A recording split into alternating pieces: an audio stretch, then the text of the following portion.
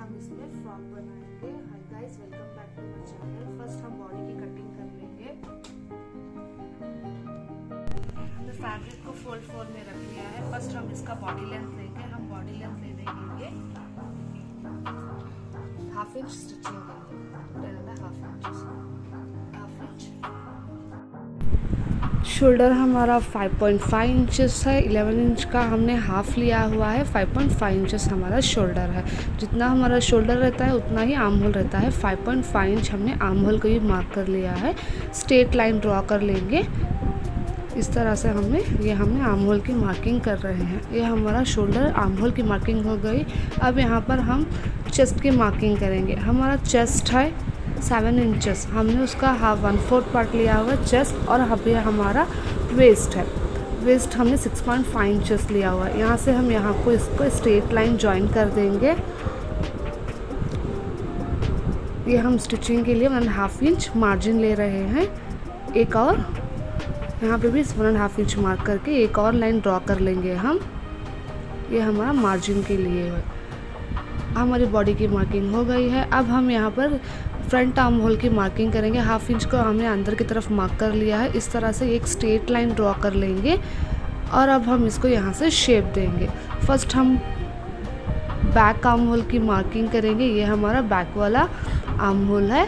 और जो हमने अंदर 1/2 इंच का लेते हुए मार्क है, ये हमारा फ्रंट वाला आर्म होल है।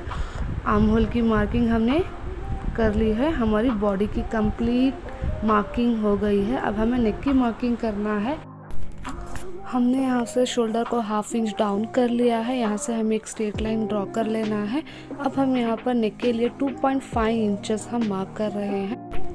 मार्किंग कंप्लीट हो गई है। अब हम इसकी कटिंग करेंगे। कटिंग हमारी हो गई है।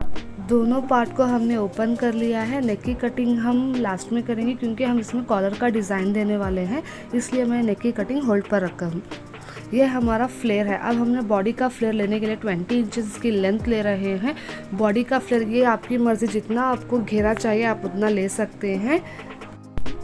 मैं इसका जो फ्लेयर जो लिया हुआ है 1.5 मीटर उतना लेकर हूँ, ज़्यादा फ्लेयर मैंने नहीं लिया है। अब हम इसकी कटिंग कर लेंगे। ये जो हमारे फ्लेयर का मार्क किया था हमने, इसकी कटिंग कर रहे हैं।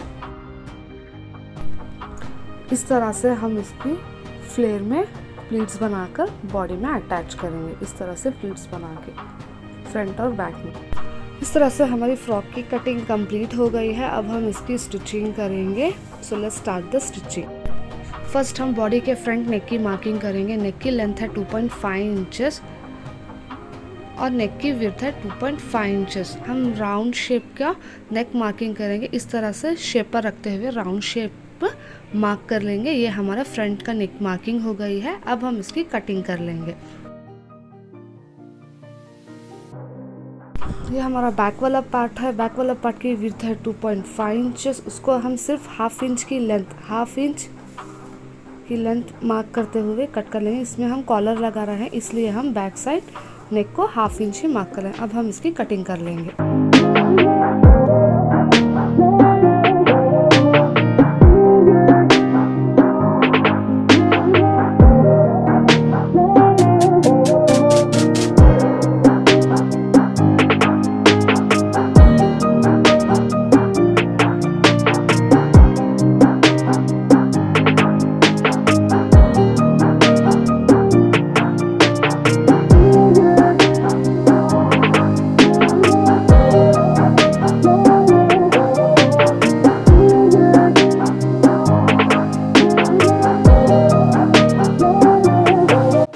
जो स्लीव्स का हमने फ्रिल जैसा डिज़ाइन बनाया है, इसकी लिंक मैं आपको या फिर आई बटन में या फिर डिस्क्रिप्शन में दे दूंगी। इसको किस तरह से हमने गैदरिंग बना के ज्वाइन किया है चिकन वर्क फैब्रिक से।